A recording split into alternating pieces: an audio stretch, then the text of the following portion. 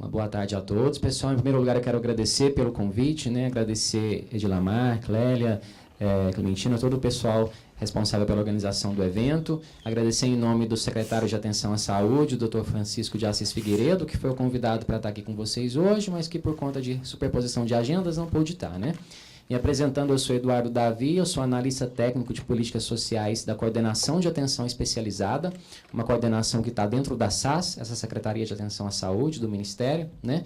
E a gente vai tentar expor um pouquinho para vocês aqui hoje do que a gente tem tido nas políticas públicas em saúde do Ministério da Saúde, que trouxeram avanços para cuidado à pessoa com doença cardiovascular. E voltado um pouquinho também para essa temática do fórum, falar um pouquinho da inovação e das incorporações de tecnologia em saúde na área da saúde cardiovascular, né? Eu acho que minha apresentação vai até complementar um pouquinho a de Kátia, que está mais voltada para a promoção da saúde, para a prevenção, e que, de fato, deve ser o pilar, né, desse nosso cuidado à saúde cardiovascular, mas a gente vai entrar um pouquinho mais aqui nos aspectos voltados para tratamento que o Ministério da Saúde tem conduzido por meio de suas políticas.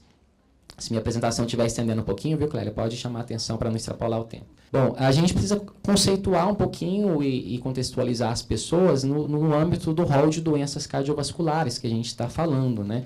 Então, a gente está falando aqui de um amplo espectro de doenças, que são aquelas que afetam o coração e os vasos sanguíneos, né? A gente está falando de doença coronariana, que é aquela que atinge as veias que alimentam o coração, né? E a gente tem como grande exemplo o infarto.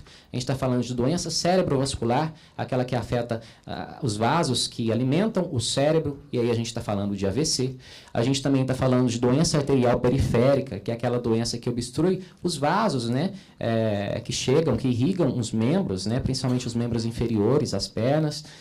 Temos também a doença cardíaca reumática, que é uma doença oriunda, por exemplo, da febre reumática, né? Em que você tem bactérias ali que acabam causando danos às válvulas do coração. E esse dano pode, eventualmente, futuramente, levar a um quadro de insuficiência cardíaca, né? Esse tipo de doença é muito característico, muito comum em países de médio ou baixa aquisição socioeconômica, né? E ela é responsável por grande mortalidade nesses territórios. A gente está falando das cardiopatias congênitas, né? Que são aquelas crianças que já nascem com defeitos anatômicos ou funcionais, né? Ao nascimento. E isso representa um grande custo social, né? Porque as famílias muitas vezes ficam envolvidas com o cuidado dessas crianças, que por vezes é complexo, é grave. A trombose venosa profunda e as embolias, né? Que são as obstruções causadas por coágulos que podem levar a eventos agudos graves, né? E de risco de vida altíssimo. E a própria insuficiência cardíaca, por exemplo, né? Que é uma disfunção no bombeamento de sangue do coração para o restante do corpo. E aqui um quadro para a gente ilustrar como é que está a situação demográfica e epidemiológica do Brasil hoje, né? Esse primeiro gráfico, vocês talvez não estejam enxergando muito bem, mas diz respeito de baixo para cima, o quanto de pessoas a gente tem em cada faixa etária.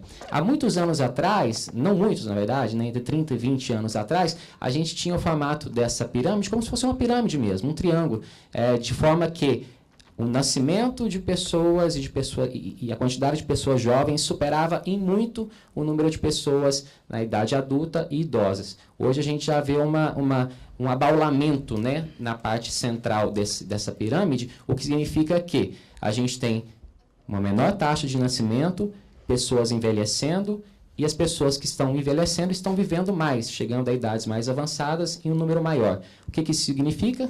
Pode passar. Isso significa reflexos também na questão epidemiológica do nosso país, né?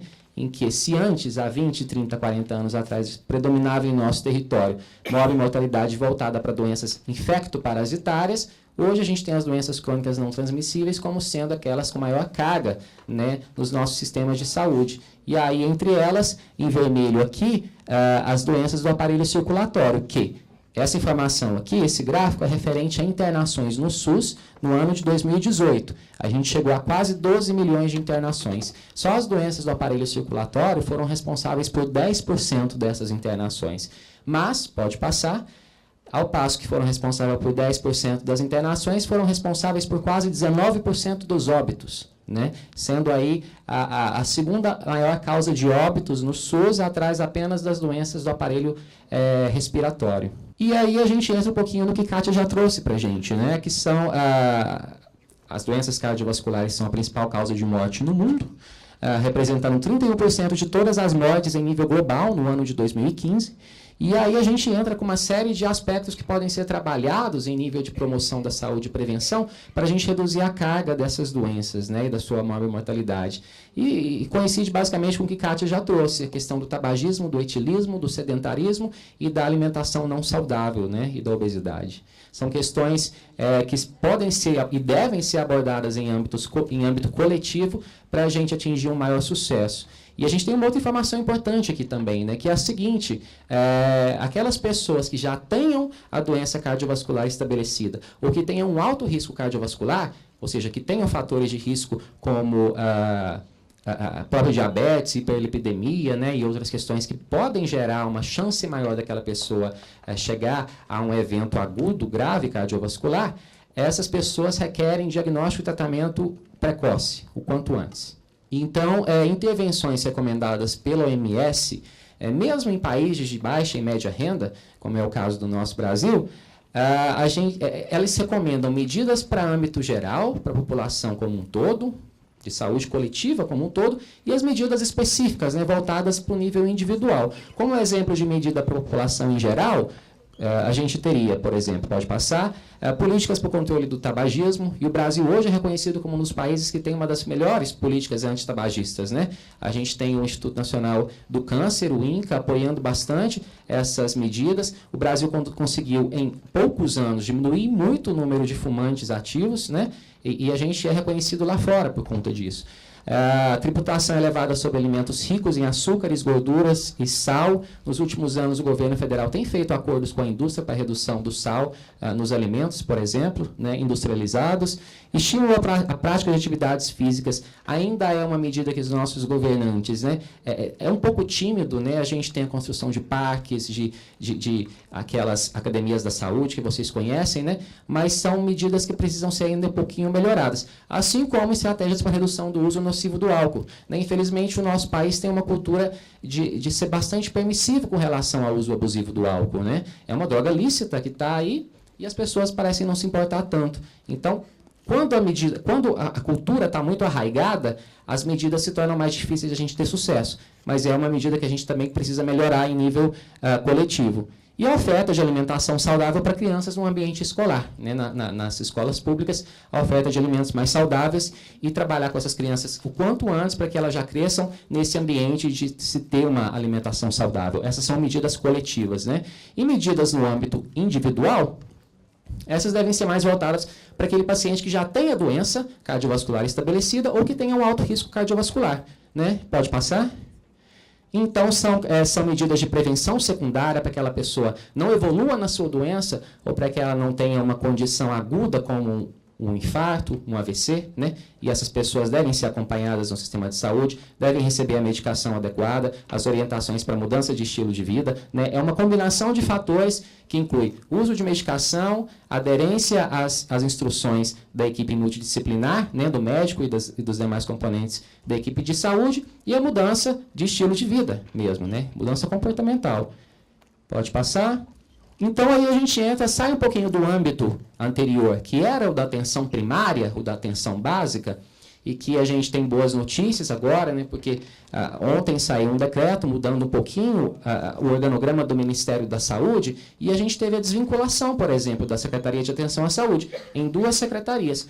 Uma de atenção especializada, que é a da qual eu faço parte, mas uma voltada exclusivamente para atenção primária, atenção básica, né? Então, isso mostra um pouquinho uma tendência de a gente ter um olhar diferenciado, específico para a atenção primária, que é onde essas doenças devem ser primeiramente abordadas e é onde elas têm, né, um sucesso maior se abordadas precocemente. Mas aqui, quando essa pessoa já passa para necessitar de um nível mais avançado, mais denso em tecnologia de cuidados, a gente está falando de exames e de procedimentos cirúrgicos que são de média e alta complexidade, né? Então, a gente tem vários exames, várias cirurgias, pode passar. E aí a gente tem uma portaria de 2004, que é a que criou, né, a Política Nacional de Alta Complexidade Cardiovascular no âmbito do SUS. E aí ela criou, naquele momento, as unidades de assistência e os centros de referência, que são hospitais de grande porte, né, são hospitais terciários, que recebem as pessoas com condições cardiovasculares mais graves para acompanhamento, cirurgia, orientação e tudo mais. E hoje, pode passar, nós temos no Brasil 295 hospitais habilitados na alta complexidade cardiovascular com essa distribuição, né? Logicamente, essa distribuição segue aquele padrão que a gente já sabe, né, de um maior número de serviços nas regiões sudeste e sul do país, mas a gente tem esse perfil aí de quase 300 hospitais terciários de alta complexidade em todo o Brasil. Aí eu vou ilustrar dois exemplos, dois cases aqui para demonstrar, em nível de política pública, o que o Ministério da Saúde tem feito para as doenças cardiovasculares. Primeiro eu vou falar um pouquinho das cardiopatias congênitas. Lembram aquelas que atingem os bebês que já nascem com alguma deformidade cardíaca ou alguma falta de funcionalidade do coraçãozinho, né? Ou dos vasos associados? Bom, pode passar. O que a gente tinha identificado é que a gente estava com um número crescente de cirurgias acontecendo nessas criancinhas com cardiopatia congênita, mas insuficiente. E aí, tentando identificar o que estava acontecendo para esse número de cirurgias não atender a demanda real de crianças que precisavam dessas cirurgias, a gente identificou que havia um subfinanciamento grande nessa área no Brasil, a nível de SUS. E aí, naquele momento, a gente fez toda uma reformulação da política e conseguimos reajustar o valor do procedimento cirúrgico no SUS e que trouxe impactos muito positivos. Isso foi em 2017. E mais para frente eu vou mostrar um pouquinho para vocês que impactos positivos que isso trouxe. Pode passar? Então, a gente tem o plano hoje nacional, né, de a criança e adolescente com cardiopatia congênita, que é um primeiro documento do Ministério da Saúde voltado especificamente ao cuidado da criancinha e do adolescente que tem a cardiopatia congênita. Isso foi muito positivo porque era algo que a gente não tinha antes. E a gente injetou um recurso grande, novo, exclusivamente para isso, né, de quase 40 milhões de reais. Então, o plano ampliou em 75% o orçamento destinado a atender todas as crianças que precisam de intervenção no primeiro ano de vida. Sendo que a nossa meta é passar de 9 mil procedimentos, que foi o caso em 2016, para mais de 12 mil procedimentos. Pode passar? E a gente imagina que se a gente atingir essa meta de 12 mil procedimentos, a gente vai estar garantindo o atendimento de 100% das crianças que precisam dessa intervenção cirúrgica ainda no primeiro ano de vida. Porque se a gente considerar que nascem no país quase 3 milhões de crianças por ano, né, e que uma boa parte delas, 1%, 30 mil, por exemplo, elas nascem com cardiopatia congênita, e estima-se que de todas as crianças que nascem com cardiopatia congênita, 20% elas voltam para um estado normal, né, de forma espontânea, e 80% vão precisar de cirurgia em algum momento da vida. Desses 80%, metade precisa de cirurgia ainda no primeiro ano. Entenderam a conta? Então, a gente imagina que 12 mil seja um número satisfatório para a gente conseguir atender aquela que precisa na cirurgia no primeiro ano de vida, aquela que nasceu com uma cardiopatia mais grave, que não tem como esperar para idades posteriores da vida para passar pela cirurgia. Então, a gente conseguiu esse plano com esse objetivo. Aí, com vários parceiros, né, para a elaboração desse plano. O nosso plano é um plano escrito, né, um documento escrito, que ele contém basicamente esse sumário aí, ele passa desde o diagnóstico pré-natal, o diagnóstico no período neonatal também, a assistência que inclui, em boa parte, a cirurgia, né, a assistência a essas crianças, por vezes ela não passa pela cirurgia, mas boa parte requer a cirurgia, e são poucos centros que a gente tem habilitados hoje no Brasil para estar realizando o cuidado cirúrgico, né. Mas aqui o impacto, então, que eu quero apresentar para vocês. Se em 2017 a gente apresentou aí no SUS pouco mais de 10 mil procedimentos, com essa medida, com esse pacote de portarias que saiu ali em julho de 2017, a gente conseguiu alavancar em quase 14% o número de procedimentos que foi realizado já no ano passado, né? Então, para demonstrar para vocês aí o quanto essas medidas que foram trabalhadas não só internamente no Ministério da Saúde, mas com parceiros dos estados e dos municípios, com as sociedades médicas, com as associações de pacientes, com parceiros hospitais nossos, né, no caso, o Instituto Nacional de Cardiologia, o INCOR São Paulo, a Santa Casa de Porto Alegre, né? Então, em parceria, conseguimos criar um documento interessante, inédito no SUS, e reajustar o valor do procedimento cirúrgico, que era algo que a classe pedia há muito tempo porque não estava insustentável, né? Então, conseguimos alavancar o número de cirurgias realizadas e diminuir a fila da CNRAC. CNRAC, para quem não conhece, é a Central Nacional de Regulação de Alta Complexidade. Os procedimentos de alta complexidade no SUS, quando você não tem acesso no seu estado, a CNRAC é a instituição, é o órgão, né, vinculado ao Ministério da Saúde, que tenta viabilizar o seu acesso, morando lá no Amapá, por exemplo, à cirurgia que acontece, por exemplo, em Fortaleza. Né? Então, a gente conseguiu também, julgamos, né, que por meio desse conjunto, desse pacote de portarias e medidas, né, reduzir a fila da CNRAC, né, o que é um indicador do como a nossa política trouxe impactos positivos. Pode passar? E aqui um pouquinho, ano a ano, né, esse avanço. Pode passar também?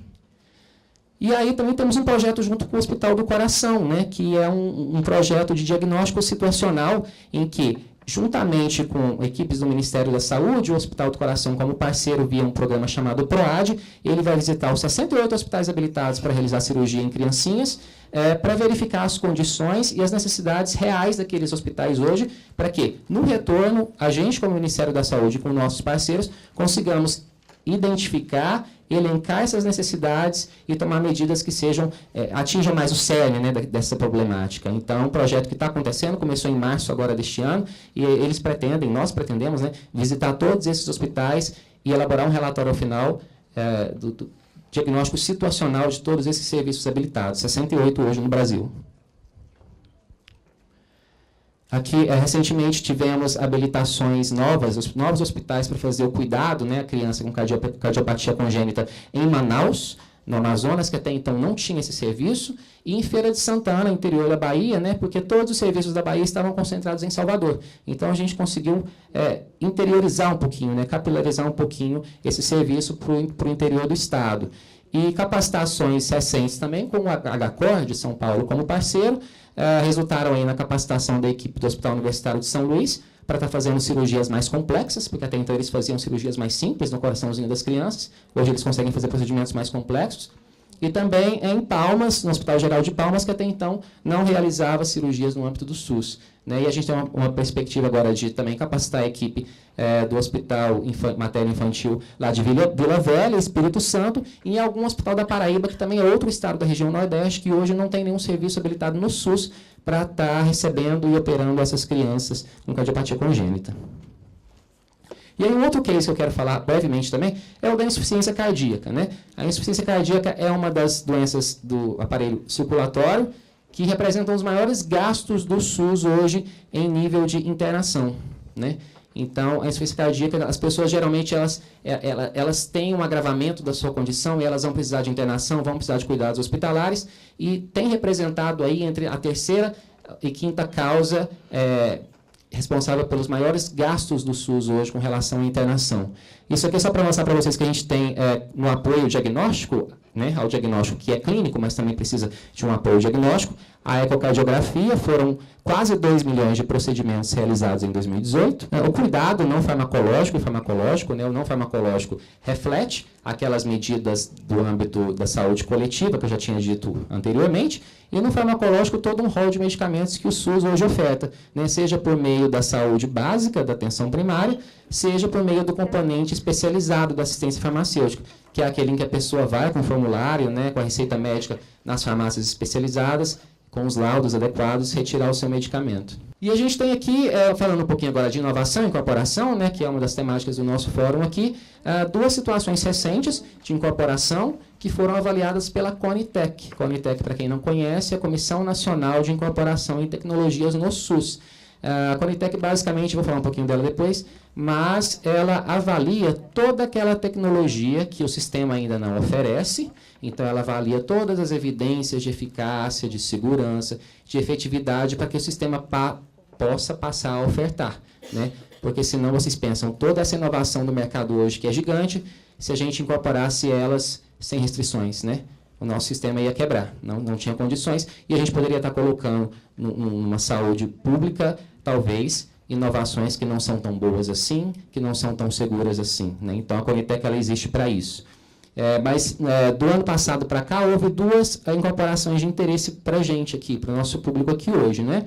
No ano passado, a incorporação dos exames de peptídeos natriuréticos tipo B para diagnóstico da insuficiência cardíaca, né? É um biomarcador, e aí você, por meio desses exames, você consegue avaliar o diagnóstico da pessoa com insuficiência cardíaca.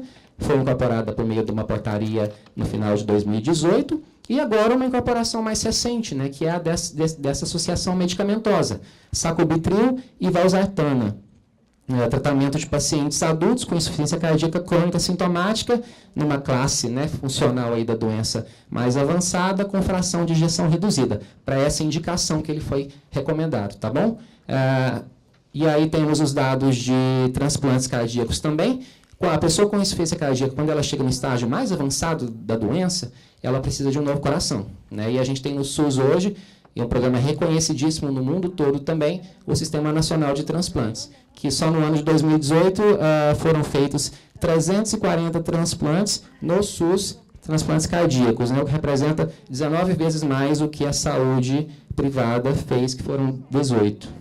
E a gente também tem, no âmbito do PROAD, uma parceria com o HCOR para a insuficiência cardíaca, que é um projeto de boas práticas na atenção à cardiologia e urgências cardiovasculares, por meio do qual o HCOR, como parceiro, está avaliando em 15 hospitais selecionados, juntamente com o Ministério da Saúde, a implantação de diretrizes clínicas para algumas condições cardiovasculares, né, entre as quais síndrome coronariana aguda, fibrilação atrial e a própria insuficiência cardíaca. A gente vai conseguir avaliar nesses 15 hospitais o antes e o depois da implantação de uma diretriz clínica voltada para o tratamento daquela doença.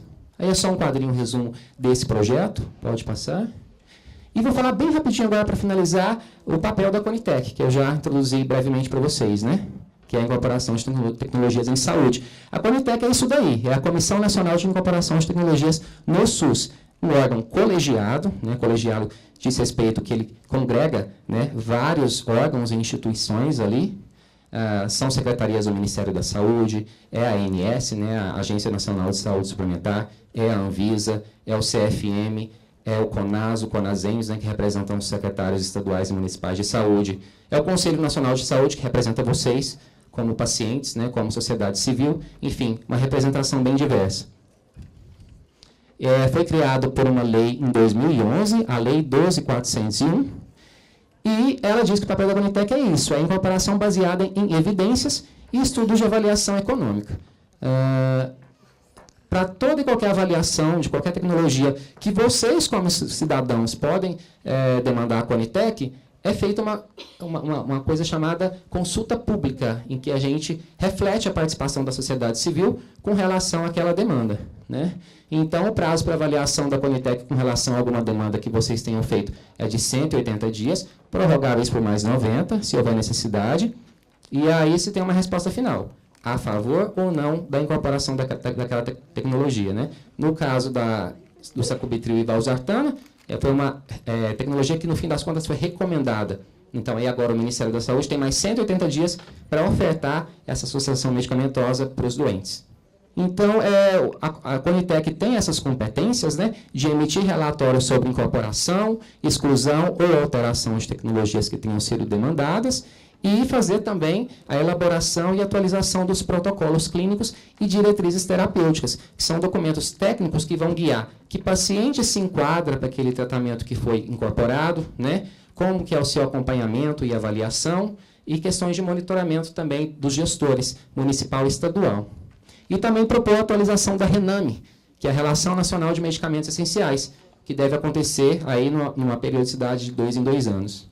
Todo o rito de incorporação da Conitec, né, possivelmente vocês vão ter acesso à apresentação depois, mas para não demorar muito, a gente vai passar rapidinho aqui, pode passar. E aqui requisitos para avaliação, né?